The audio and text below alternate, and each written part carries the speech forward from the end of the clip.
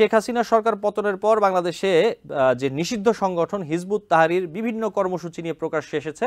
৫ই অগাস্ট গণঅভ্যুত্থানের মাধ্যমে শেখ হাসিনা সরকারের পতনের আন্দোলন, ছাত্র জনতার সঙ্গে সংগঠনটির কর্মীরাও, তাদের সংগঠনের যে কর্মী তারাও মাঠে ছিলেন। বিডিআর বিদ্রোহের পর আওয়ামী লীগ সরকার ষড়যন্ত্র প্রকাশ করে লিফলেট বিতরণের কারণে তাদের নিষিদ্ধ করেছে। সংবিধানে স্পষ্টভাবে বলা আছে যে আমি সংগঠন করতে পারবো, মুভমেন্ট করতে পারবো, রাইট টু মুভমেন্ট। আমরা দেখলাম যে শেখ হাসিনা সরকার পতনের পর বাংলাদেশে যে নিষিদ্ধ সংগঠন হিজবুত তাহরীর বিভিন্ন কর্মসূচি নিয়ে প্রকাশ্যে এসেছে এবং বিবিসি বাংলায় একটি রিপোর্ট হয়েছে, যেটি গতকাল আমরা দেখতে পেয়েছি। সেখানে গণ অভ্যুত্থানে রাজপথে ভূমিকা রয়েছে উল্লেখ করে 2009 সালে আওয়ামী লীগ সরকারের দেওয়া যে নিষেধাজ্ঞা প্রত্যাহার চেয়ে আনুষ্ঠানিকভাবে স্বরাষ্ট্র মন্ত্রণালয় আবেদন করেছে এই সংগঠনটি, এবং তারা ঢাকায় জাতীয় প্রেস ক্লাবে এক সংবাদ সম্মেলন করেই তাদের নিষেধাজ্ঞা প্রত্যাহারের দাবিটি তুলে ধরেছে। এবং হিজবুত তাহরীর যে মিডিয়া সমন্বয়ক ইমতিয়াজ সেলিম, তিনি বিবিসি বাংলাকে দেওয়া সাক্ষাৎকারে দাবি করেছেন যে ৫ই অগাস্ট গণঅভ্যুত্থানের মাধ্যমে শেখ হাসিনা সরকারের পতনের আন্দোলন, ছাত্র জনতার সঙ্গে সংগঠনটির কর্মীরাও, তাদের সংগঠনের যে কর্মী তারাও মাঠে ছিলেন। তিনি বলেছেন যে বিডিআর বিদ্রোহের পর আওয়ামী লীগ সরকার ষড়যন্ত্র প্রকাশ করে লিফলেট বিতরণের কারণে তাদের নিষিদ্ধ করেছে। এবং তিনি বলেছেন যে সিম্পলি একটা প্রেস নোট, এখানে কোনো স্মারক নাম্বার নেই, এসআরও নাম্বার নেই, কোনো আইনের দ্বারা আমাদের নিষিদ্ধ করা হবে সে আইনের কোনো উল্লেখ নেই, আইনের কোনো উপধারা সেটার উল্লেখ নেই, সিম্পলি গায়ের জোরে স্বৈরাচারী কায়দায় আমাদেরকে নিষিদ্ধ করে দেয়া হয়েছে, এমনটা বলছেন হিজবুত তাহরীর যে মিডিয়া সমন্বয়ক ইমতিয়াজ সেলিম। এ জায়গায় যে আইনি বিষয়টি রয়েছে, তাদের কি আসলে সিম্পলি একটা প্রেস নোট দিয়ে কি একটি সংগঠনকে বাতিল করে দেওয়া সম্ভব? এখানে আপনি আইনি কি বিষয় রয়েছে আমাদের একটু বলবেন? আপনার সিম্পলি একটা প্রেস নোট দিয়ে একটা সংগঠন করা আমার সাংবিধানিক। আমি সংবিধানে স্পষ্টভাবে বলা আছে যে আমি সংগঠন করতে পারবো, মুভমেন্ট করতে পারবো, right two movement. Right two movement স্পষ্টভাবে বলা আছে, রাইট টু মুভমেন্ট। তো আপনারা যেটা জানেন যে সাবেক প্রধানমন্ত্রী, তার বিরোধী যেই আসতো, তার বিরোধী বা যেই তার বিরুদ্ধে কথা বলতো, সে তার যে রাইট, মুভমেন্টের যে রাইট, সেটা যে কোনো ভাবেই হচ্ছে স্টপ। আপনি এটাও জানেন যে আপনারা জামাত শিবির, বড় সংগঠন জামাত ইসলামী, তাদেরকে কিন্তু সে নিষিদ্ধ করেছে। যেহেতু হিজবুত তাহরীর একটা সংগঠন, তাদের রাইট টু মুভমেন্ট আছে, তাদেরকে নিষিদ্ধ করেছে আওয়ামী লীগ সরকার। যেহেতু তারা অ্যাপ্লিকেশন করেছে, আইনশৃঙ্খলা বাহিনী সেটা তদন্ত করবে, কার্যক্রম দেখার পর আইনশৃঙ্খলা বাহিনী তদন্তের উপর ভিত্তি করে এই সংগঠনকে আবার তাদের মুভমেন্ট যেটা সেটা করার অনুমতি দিতে পারে।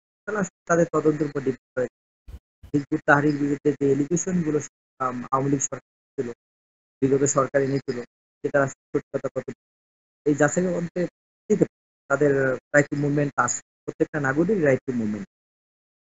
জি, এবং আপনি যেমনটা বলছিলেন যে এই হিজবুত তাহরীর যে মিডিয়া সমন্বয়ক, তিনিও বলেছেন তার বক্তব্যে যে একইভাবে জামায়াত ইসলামকে নিষিদ্ধ করা হয়েছিল, জামায়াতের নিষিদ্ধটা প্রজ্ঞাপন দ্বারা করেছে, তাদের ক্ষেত্রে প্রজ্ঞাপনও জারি করা হয়নি। এবং জামায়াতের নিষেধাজ্ঞা যদি উঠিয়ে ফেলা যায় অথবা উঠিয়ে ফেলতে পারে, এটাকে তারা অভিনন্দন জানিয়েছেন এবং তারা বলেছেন যে সেক্ষেত্রে একই জাস্টিস, সেম জাস্টিস, অথবা তাদের নিষেধাজ্ঞাটা কেন তুলে ফেলা হচ্ছে না।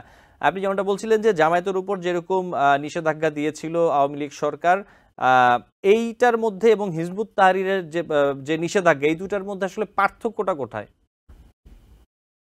পার্থক্য আসলে আমি যে পার্থক্যটা বলবো আর কি, আপনাকে যে বিষয়টা আগেও বলেছি, পার্থক্য বলতে আসলে হিজবুত তাহরীরকে তারা প্রথমেই মনে করেছে তাদের বিরোধী সংগঠন। বিরোধী সংগঠন বলে আপনারা জানেন যে হিজবুত তাহরীরকে তারা জঙ্গি বানাই ফেলছে। তারা জঙ্গি মদত দেওয়ার উস্কানি দিয়ে, মিডিয়া ট্রায়াল দিয়ে, দেশে একটা জঙ্গি নাটক সৃষ্টি করে হিজবুত তাহরীরকে সম্পূর্ণ একটা জঙ্গি মতবাদ দিয়েছে। এখন আসলে হিজবুত তাহরীর বিষয়ে আমি যে বিষয়টা বলবো, এটা আসলে আইন শৃঙ্খলা বাহিনীর কিছু ডিপেন্ড। যেহেতু সে 2009 থেকে তারা নিষিদ্ধ, আর তাদের মধ্যে যদি এরকম কোনো জঙ্গি সংস্থা না থাকে, তাহলে তারা তো অবশ্যই তাদের রাইট টু মুভমেন্ট ফেরত পেতে পারে, তাদের সংগঠনের স্বাধীনতা পেতে পারে, তারা সংগঠন করার যে অধিকার সেটা ফেরত পেতে পারে, তাদের নিষেধাজ্ঞা প্রত্যাহার পেতে পারে। জি। জামাত মানে জামাতে ইসলামের যে নিষেধাজ্ঞা সেটা তো টোটালি একটা পলিটিক্যাল নিষেধাজ্ঞা, কারণ আওয়ামী লীগ চাচ্ছিল না যে জামাত বাংলাদেশের রাজনীতি। আচ্ছা, সেটা একটি বিষয়। এবং আপনি কি মনে করেন কিনা, এটা আমি জাস্ট আপনার মতামতটা নিতে চাই, দেশের যে পরিস্থিতিতে অথবা বিগত সরকার যেই সময় জামায়াতকে নিষিদ্ধ করেছে, এটা কি তাদের একটি রাজনৈতিক বিচক্ষণতা ছিল নাকি রাজনৈতিক ভুল সিদ্ধান্ত ছিল? আপনি কি মনে করেন? সে রাজনৈতিক বলছে, জি ভুল সিদ্ধান্ত। জি আপনার এই যে বিগত 5 তারিখের আগে, 5 তারিখে যে আমাদের যে ছাত্র জনতার যে স্বাধীনতা, দ্বিতীয় মুক্তিযুদ্ধ বলা হয়, এর পূর্বে যে আওয়ামী লীগ সরকার যে সিদ্ধান্তগুলো নিয়েছে, সবগুলো সিদ্ধান্ত তাদের কথা আছে না, বিপদ যখন আসে চোখে কিছু বোঝা যায় না, দেখা হচ্ছে বুদ্ধির কাছে। এরা প্রত্যেকটা সিদ্ধান্তে ভুল নিয়েছে আওয়ামী লীগ ধ্বংস করার জন্য।